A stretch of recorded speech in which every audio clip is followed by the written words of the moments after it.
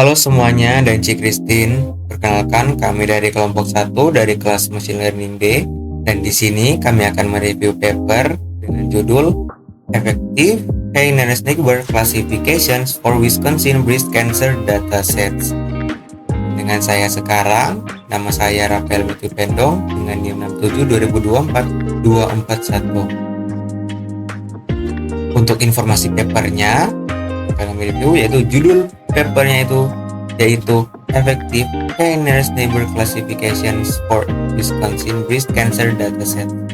Untuk nama autornya itu ada Zoe Postek, Akbar Yakub, Saim Masani, Adnan Khalid. Afiliasinya itu ada Departemen Electrical Engineering, National Taiwan University of Science and Technology, Taipei, Taiwan, Departemen Electrical Engineering, dan sebagainya. Untuk nama jurnalnya yaitu Journal of the Chinese Institute of Engineers. Volume atau tanggal terbitnya yaitu paper ini dipublish secara online pada tanggal 22 Oktober 2019, di-receive pada tanggal 14 Maret 2019, lalu di-accept atau diterima pada tanggal 17 September 2019. Untuk alamat aksesnya yaitu sebagai berikut. Ini untuk link alamat akses papernya. Lihat papernya itu Journal of the Chinese Institute of Engineers. Ini judul papernya yaitu Effective Nearest Neighbor Classifications for Wisconsin Breast Cancer Datasets. Ini untuk autornya tadi itu Zoe Postek, Akbar Yakub, Saim Masani, dan Adnan Khalid. Ini untuk link untuk artikelnya atau paper ini. Jadi paper ini dipublish online seperti tadi pada tanggal 22 Oktober 2019. Masuk ke outline atau presentasi review paper ini terbagi menjadi 5 bagian. Bagian pertama adalah introduction yang membahas latar belakang pentingnya deteksi dini kanker payudara menggunakan machine learning, khususnya algoritma CNN. Pada bagian kedua adalah related work yang membahas studi-studi sebelumnya yang menggunakan berbagai metode seperti ANN atau Artificial Neural Network, SPM atau Support Vector Machine, dan Deep Learning pada dataset WBC dan WDBC. Pada bagian ketiga itu ada methodology. Ya, jadi bagian ini menjelaskan 2 dataset dari USAI repository, proses preprocessing, 3 skenario, seleksi fitur, 8 fungsi jarak CNN, serta metrik evaluasi yang digunakan. Pada bagian keempat adalah experiment and result yang memaparkan hasil fungsi jarak dan skenario seleksi fitur pada dataset BBC dan WDBC. Dan bagian yang terakhir adalah conclusions yang merangkum temuan dan kesimpulan dari penelitian ini. Kita masuk pada bagian yang pertama, itu introduction, latar belakang dan tujuan penelitian di paper ini. Masalah utama yaitu kanker payudara merupakan salah satu kanker paling umum dengan mayoritas korban adalah perempuan. Deteksi dini sangat krusial untuk meningkatkan angka keselamatan. Papernya, introduction, one of the most common types of cancer is breast cancer. Di kanker yang paling umum adalah kanker payudara. Both men and women can be affected by breast cancer, but it is observed that the women are the main victims of this disease. Jadi, kedua jenis kelamin yaitu pria dan wanita bisa terkena kanker payudara. Tapi setelah diteliti bahwa ternyata perempuan adalah korban utama dari penyakit ini atau kanker payudara. Di slide ini ada sekitar 266.120 kasus baru kanker payudara di Amerika Serikat pada tahun 2018. Lalu ada 40.920 kematian akibat kanker payudara pada tahun 2018. Di sini ada 266.120 estimate new cases atau estimasi kasus baru. Lalu di sini ada 40.920 kematian yang diprediksi di Amerika Serikat pada tahun 2018. Di tujuan penelitian ini untuk mengeksplorasi performa KNN menggunakan 8 fungsi jarak yaitu Euclidean, Manhattan, Canberra, Divisive, Minkowski, cosine, correlation, Hamming dengan K dari 1 hingga 89. Peran KNN di sini adalah KNN adalah algoritma machine learning yang populer untuk diagnosis kanker payudara. Namun performa KNN sangat bergantung pada 2 faktor kunci ini, yaitu nilai K dan fungsi jarak yang dipilih. Jadi 8 fungsi jarak KNN yang diuji, lalu rentangnya itu nilai K yang dieksplorasi yaitu 1 sampai 59.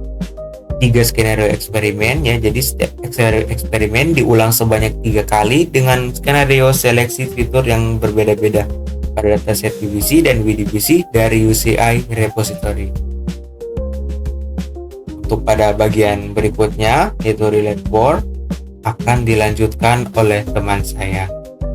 Halo Cik Christine, nama saya Enrico, NIM 672024-249, dan di sini saya akan melanjutkan pembahasan presentasi dari paper ini tentang related work-nya ya, studi-studi terdahulu. Jadi sebelum studi ini terdapat berbagai metode machine learning yang telah diuji pada dataset Wisconsin Breast Cancer dan WDBC. Pertama kita bahas metode pertama yaitu dari Abdellah dan Shahin Bekovic pada tahun 2017. Metode ini menggunakan metode ANN atau biasa disebut Artificial Neural Network dengan feed forward back propagation neural network pada dataset WBC, dan metode ini berhasil mencapai akurasi 98% ya. Kita lanjut ke metode kedua yaitu dari Rati pada tahun 2016 ya, menggunakan SVM atau biasa disebut support vector machine dikombinasikan dengan MR feature selection dan berhasil mencapai akurasi maksimum yaitu 99% pada dataset WBC. Lanjut, kita masuk ke metode dari Yu dan Rumbe ya pada tahun 2010 serta Hu dan lain-lain pada tahun 2016. Metode ini melakukan perbandingan beberapa classifier pada dataset WDBC di mana KNN menunjukkan hasil terbaik dibandingkan SVM dan naive Bayes ya. Selain itu, fungsi chi-square terbukti paling unggul di antara 4 fungsi jarak yang diuji. Selanjutnya kita masuk ke metode ini dari Abdel Zahir dan LD pada tahun 2016 menggunakan Deep Belief Neural Network dengan fungsi pembelajaran Leavenberg-Marquardt.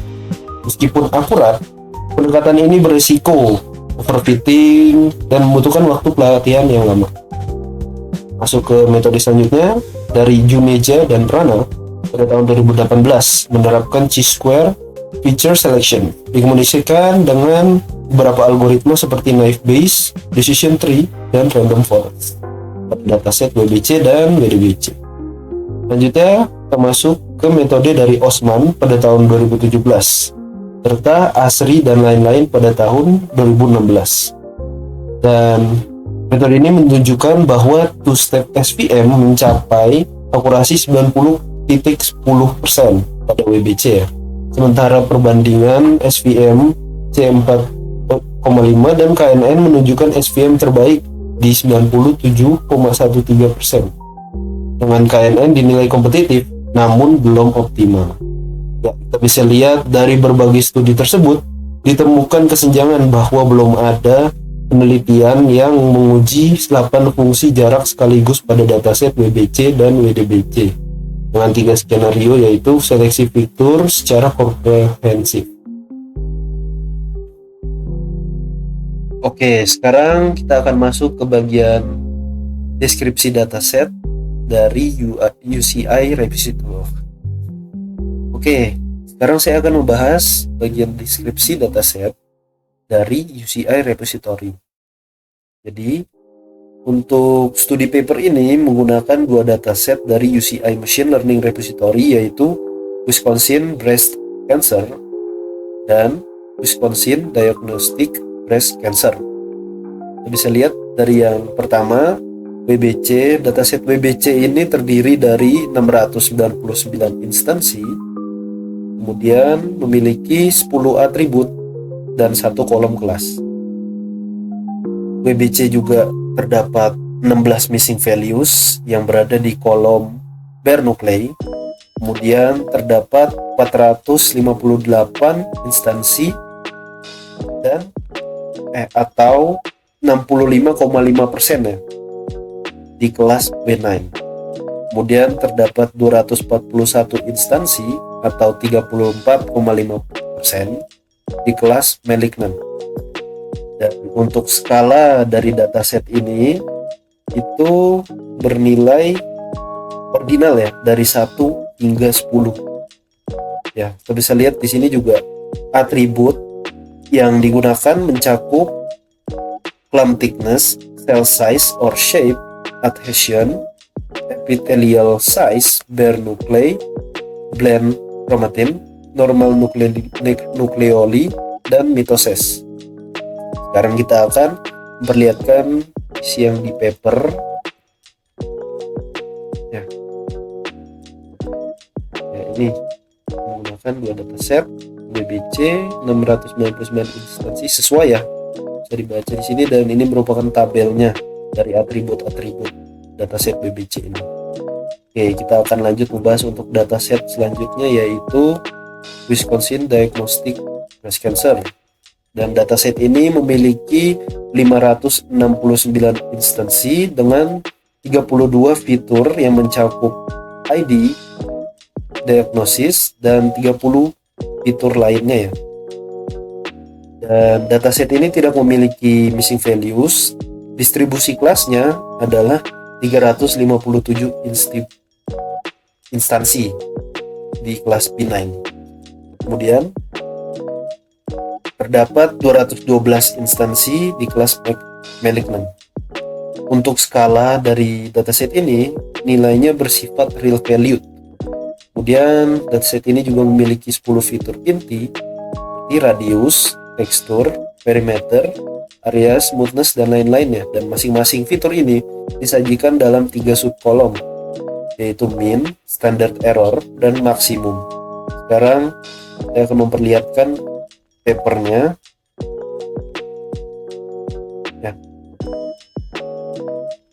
Ini tadi dataset dari WBC, kemudian ini untuk dataset WDBC ya. Bisa lihat di tabel ini dijelaskan fitur-fiturnya. Tadi sudah disebut, ada ID, diagnose, kemudian ada texture, dan lain-lain ya, sesuai dengan isi PPT-nya. Oke.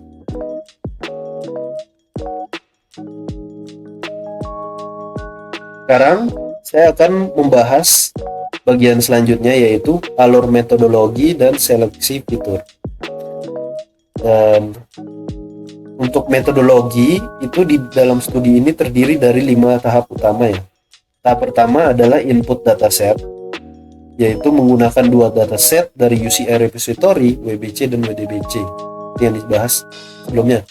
Kemudian tahap kedua ada reprocessing yang meliputi penghapusan kolom ID, pengisian missing values menggunakan nilai min, dan normalisasi menggunakan metode min-max scaling.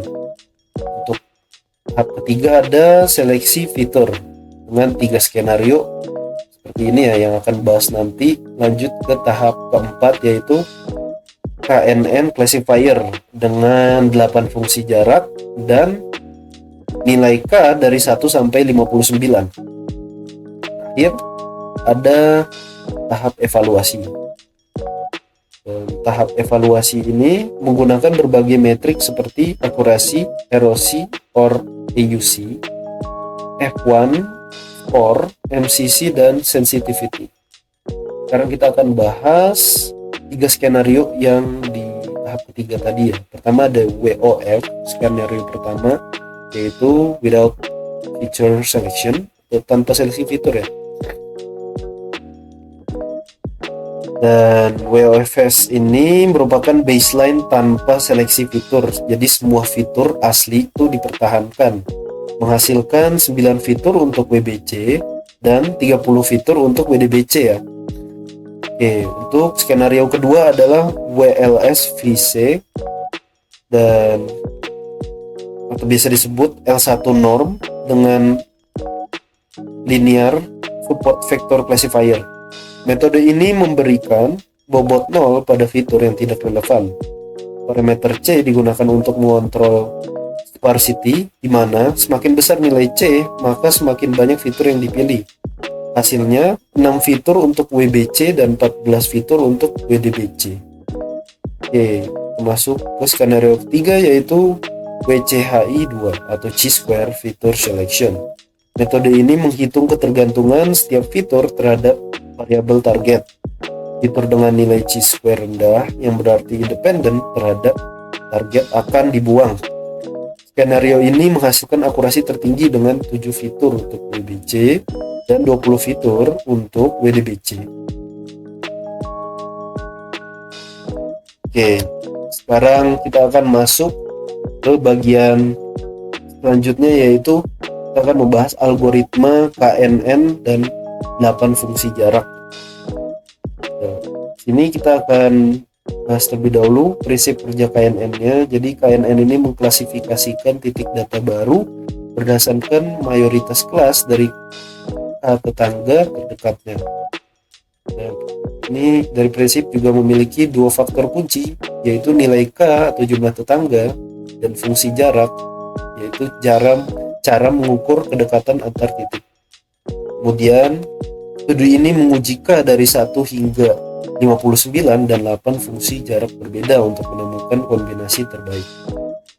Kemudian ini juga semakin kecil K-nya, maka model lebih sensitif terhadap noise. Semakin besar K, maka batas keputusan lebih halus namun akurasi bisa turun. Dan kita bisa lihat di sini gambarnya. Dan ya, di gambar ini mengilustrasikan cara kerja algoritma K-nearest-neighbor. Titik merah mempresentasikan class 1, titik hijau merepresentasikan class 2, dan titik biru di tengah adalah data baru yang belum diketahui kelasnya. Panah-panah biru ini menunjukkan pengukuran jarak dari data baru ke titik-titik di sekitarnya. KNN bekerja dengan mengambil sejumlah K tetangga terdekat, lalu melihat kelas mana yang paling dominan. Karena titik biru dikelilingi lebih banyak titik merah dari kelas 1, maka data baru tersebut diprediksi masuk ke dalam kelas 1. Dan di sini kita bisa lihat terdapat berbagai rumus-rumus yang dipakai algoritma KNN ini. The Euclidean, Minkowski, Canberra, Correlation, Manhattan. Kita bisa lihat juga di sini ada deskripsinya masing-masing ya. Untuk Euclidean ini jarak lurus sensitif terhadap skala. Minkowski ini yaitu generalisasi Euclidean dan Manhattan ya. Canberra sensitif terhadap nilai kecil dan terbaik di WDBC dengan akurasi 98,6%. Correlation, rumus ini berbasis korelasi Pearson. Berikutnya ada Manhattan, mengukur jarak kota dan yang terbaik ya pada WBC dengan akurasi 99,4%. Dan ada Chebyshev, yaitu merupakan maksimum perbedaan satu dimensi. Dan ada Cosine yang berbasis sudut bukan magnitud ya. Dan terakhir ada Hamming, yaitu merupakan data biner performa terburuk di sini. Oke, kita akan memperlihatkan papernya sekarang ya.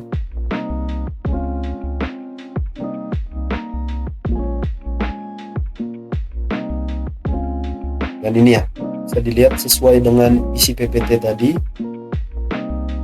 K-nearest-neighbor.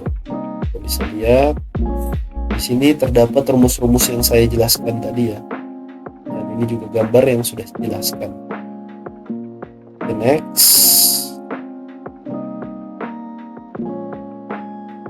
kita masuk ke metrik evaluasi performa. Dan untuk metrik evaluasi performa ini kita bisa lihat diilustrasikan dengan gambar. Jadi seluruh metrik diturunkan dari conversion matrix TP, TM, FP, dan FN. Dan untuk gambar ini kita bisa lihat menggunakan grafik ya. Dan grafik ini digunakan untuk mengukur dan membandingkan performa model klasifikasi, di mana sumbu Y menunjukkan true positive rate atau sensitivity, yaitu seberapa baik model mendeteksi data positif, dan sumbu X menunjukkan false positive rate, yaitu seberapa sering model salah memprediksi. Dan terdapat 3 model ya yang dibandingkan, tunjukkan dengan warna merah. Bisa lihat model merah ini yaitu model 3, kemudian biru untuk model 2, dan hijau untuk model 1. Garis putus-putus adalah batas threshold 0,5 yang mempresentasikan model acak. Semakin kurva melengkung ke pojok kiri atas dan nilai AUC mendekati 1,0, maka semakin baik performa model tersebut. Simpulannya, model 3 ini memiliki performa terbaik dibanding kedua model lain-lainnya. Kita bisa lihat di sini ROC atau AUC ya, seperti yang dijelaskan, ini merupakan model terbaik. Kemudian di sini kita dapat rumus-rumus dari metrik evaluasi performa ini. Pertama ada accuracy, yaitu proporsi prediksi benar dari semua data. Kemudian ada specificity, yaitu kemampuan mengidentifikasi kasus negatif. Kemudian ada MCC, yaitu korelasi Matthews atau metrik seimbang terbaik. Kemudian ada fallout, dan berikutnya ada sensitivity, kemampuan mendeteksi kasus positif atau recall. F1 score, ini rumusnya F1 score. Ada error rate, proporsi prediksi salah, dan terakhir ada miss rate. Sekarang kita lihat isi dari papernya, dan ini merupakan gambar yang tadi dijelaskan ya. Dan ya, ini merupakan rumus-rumus yang sudah dijelaskan tadi di PPT sesuai dengan isinya. Oke, perkenalkan, nama saya Jeremy Timotius Retongalo dengan NIM 67242243. Pada bagian ini saya akan menjelaskan hasil eksperimen pada dataset Binson Brain Sensor atau WBC. Nah, di mana peneliti melakukan 3 skenario pengujian, yaitu tanpa seleksi fitur atau WFC, menggunakan linear SFC atau WLSFC, dan menggunakan Chi-square feature selection atau WCHISU. Di mana nah, pertama pada skenario WFC atau tanpa seleksi fitur, fungsi jarak Canberra dengan nilai K sama dengan 9, menghasilkan akurasi sebesar 96,57%, yang berarti performa baseline cukup baik namun masih bisa ditingkatkan. Selanjutnya pada skenario WLSFC, fungsi Euclidean, Chebyshev dan Minkowski sini menghasilkan akurasi sebesar 97,71%, K sama dengan 5 atau K sama dengan 10, yang berarti ini hal menunjukkan bahwa proses seleksi fitur berhasil meningkatkan performa model dibandingkan tanpa seleksi fitur. Namun hasil yang terbaik diperoleh pada skenario WCHISU atau Chi-square feature selection. Pada skenario ini fungsi Manhattan dengan K sama dengan 1 menghasilkan akurasi sebesar 99,42%, akurasi dengan AUC sempurna 1000, Canberra K sama dengan 1 juga 98,85%. Nilai tersebut merupakan hasil terbaik dari seluruh eksperimen pada set WBC. Sehingga berikutnya pada tabel pada bagian kanan ini, jika kita melihat tabel top performance WBC, Manhattan dengan K sama dengan 1 berada pada posisi pertama, yang mempunyai model ini memperoleh akurasi sebesar 99,42%, recall sebesar 99,15%, specificity sebesar 100%, F1 score sebesar 99,56%, AUC sebesar 1000. Specificity sebesar 1000% berarti seluruh data benign atau tumor jinak berhasil dikenal dengan benar. Sementara recall sebesar 99,12% menunjukkan hampir seluruh kasus kanker ganas berhasil terdeteksi. Jadi kesimpulannya untuk dataset WBC, kombinasi terbaik adalah KNN, di mana dengan fungsi jarak Manhattan nilai K sama dengan 1 dan menggunakan chi-square feature selection. Model ini berhasil menghasilkan akurasi hampir, yaitu 99,42%. Selanjutnya adalah hasil eksperimen pada dataset WDBC atau Wisconsin Diagnostic Breast Cancer. Dataset ini lebih kompleks karena memiliki lebih banyak fitur dibandingkan WBC. Nah, kita lihat dari sebelah kiri ini. Pada kondisi tanpa seleksi fitur atau WBC, fungsi Canberra ini menghasilkan akurasi terbaik sebesar 96,50%, jauh lebih tinggi dari Hemming 69,9% yang menjadi terendah. Ketika menggunakan WLSFC, akurasi meningkat menjadi 98,59%. Namun, performa terbaik kembali diperoleh ketika menggunakan chi-square feature selection. Pada skenario WCH itu terdapat dua fungsi jarak yang memperoleh hasil terbaik, yaitu Canberra di mana dengan K sama dengan 8 dan Manhattan dengan K sama dengan 7. Keduanya menghasilkan akurasi sebesar 98,62%. Hemming terburuknya, Hemming konsisten menjadi terendah hanya 63,6%, WCH itu, dan AUC 0,713 sampai tidak cocok untuk data real value. Dan kita menjelaskan pada tabel yang di kanan ini. Pada tabel top performance WDBC dapat dilihat bahwa Canberra dan Manhattan memiliki forma yang sama. Keduanya memperoleh akurasi sebesar 98,62%, recall 97,89%, specificity 100%, F1 score 98,93%, AUC 0,99. Hal ini menunjukkan bahwa model hampir sempurna dalam membedakan tumor jinak dan tumor ganas. Hemming terburuknya adalah hal menarik pada penelitian ini berfungsi. Hemming menghasilkan performa paling rendah. Hemming hanya memperoleh akurasi sekitar 63,6% dengan nilai AUC sebesar 0,713. Sehingga karena Hemming lebih cocok digunakan pada data biner, sedangkan dataset WDBC berisi banyak data numerik kontinu. Selanjutnya kita menggunakan akurasi peneliti juga, mengevaluasi model menggunakan ROC survey dan AUC. Apa itu AUC atau area underserved? Digunakan untuk mengukur kemampuan model dalam membedakan dua kelas. Nilai AUC berada pada rentang 0 sampai 1. Semakin mendekati angka 1, maka modelnya semakin baik. Di mana di sini ada hasil WBC. Untuk dataset WBC, fungsi Manhattan dengan chi-square feature selection memperoleh nilai AUC sebesar 1000. Nilai ini disebut perfect classification atau klasifikasi sempurna. Artinya model hanya hampir tidak melakukan kesalahan dalam membedakan kanker ganas dan tumor jinak. Hasil HDBC untuk dataset WDBC, fungsi Canberra dan Manhattan memperoleh nilai AUC sebesar 0,999. Nilai tersebut sangat dekat dengan angka 1 sehingga menunjukkan performa yang sangat baik.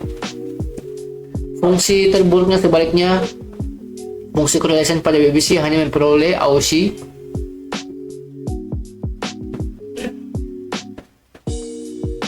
sebesar 0,935, sedangkan Hemming pada WDBC memperoleh 0,713. Hal ini menunjukkan kedua fungsi tersebut kurang cocok digunakan pada dataset ini. Dari hasil dapat disimpulkan bahwa Manhattan dan Canberra merupakan fungsi jarak yang paling efektif untuk KNN pada klasifikasi kanker payudara. Selanjutnya, setelah memperoleh hasil eksperimen, peneliti membandingkan hasil dengan peneliti sebelumnya. Pada tabel ini terlihat beberapa metode machine learning yang pernah digunakan untuk klasifikasi kanker payudara. Misalnya di sini ada AMMLP memperoleh akurasi sebesar 99,26%. Two-step SPM memperoleh akurasi 99,10%. Wagner Bayes memperoleh akurasi sebesar 98,50%. Dan berikutnya, sedangkan penelitian ini menggunakan metode yang jauh lebih sederhana, yaitu KNN, namun hasil yang diperoleh justru lebih tinggi. Hasil penelitian ini untuk dataset WBC diperoleh akurasi sebesar 99,42%, sedangkan untuk WDBC-nya di sini diperoleh akurasi sebesar 98,62%. Hal ini menunjukkan bahwa algoritma sederhana seperti KNN tetap dapat mengguli model yang lebih kompleks apabila menggunakan seleksi fitur dan fungsi jarak yang tepat. Kelebihan utama penelitian ini mampu memperoleh akurasi sangat tinggi tanpa menggunakan model deep learning atau hybrid model yang rumit. Oke, selanjutnya untuk slide 14 ini, di mana perbandingan detail versus Medjet et al. 2013. Peneliti juga melakukan perbandingan langsung dengan peneliti Medjet tahun 2013 yang sama-sama menggunakan KNN, sehingga hasil ekologiannya di sini pada fungsi ekologian penelitian sebelumnya memperoleh akurasi 98,70%,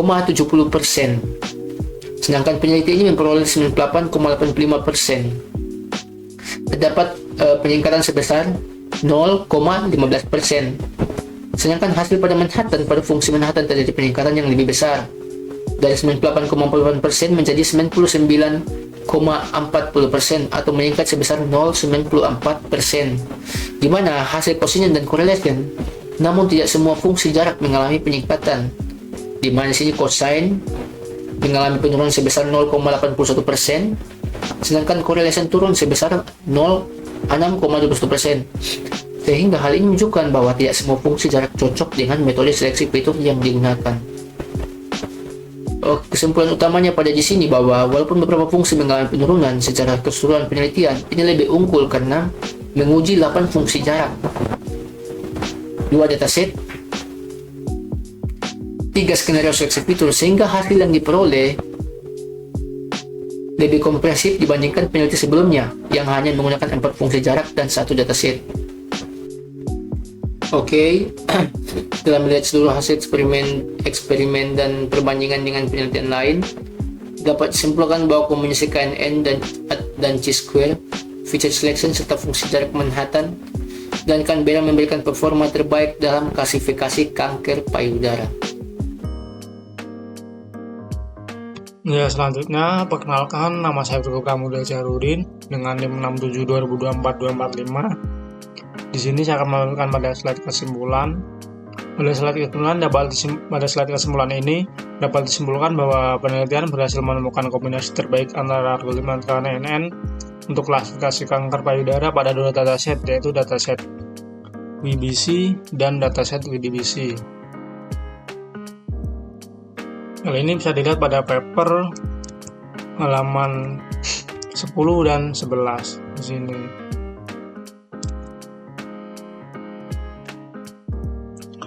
Sini yang pertama pada dataset WBC, hasil terbaik diperoleh menggunakan fungsi jarak Manhattan K sama dengan 1 tambah juga square-nya bernilai 99,42% dengan akurasi dan AUK 1000, fallout-nya 0%, terus specificity-nya yaitu 100%, klasifikasinya yang nyaris sempurna, yang berarti model ini hampir tidak melakukan kesalahan dalam membedakan data benign dan malignant.